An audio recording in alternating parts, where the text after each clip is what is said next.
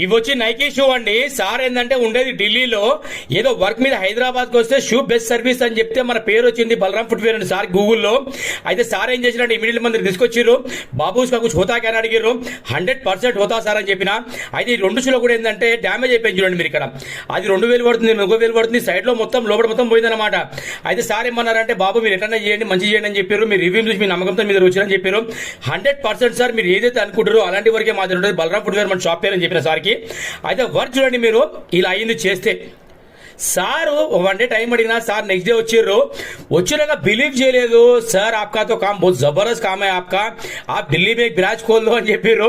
నేనన్నా లేదు సార్ ఈ రోజు రేపు పనులు లేక మేము ఇక్కడ బాధపడుతున్నాము, ఢిల్లీలో చీడ షాప్ ఓపెన్ చేసాం సార్ అని చెప్పిన. సార్ కోసం నవ్విండు మన మాటలిని.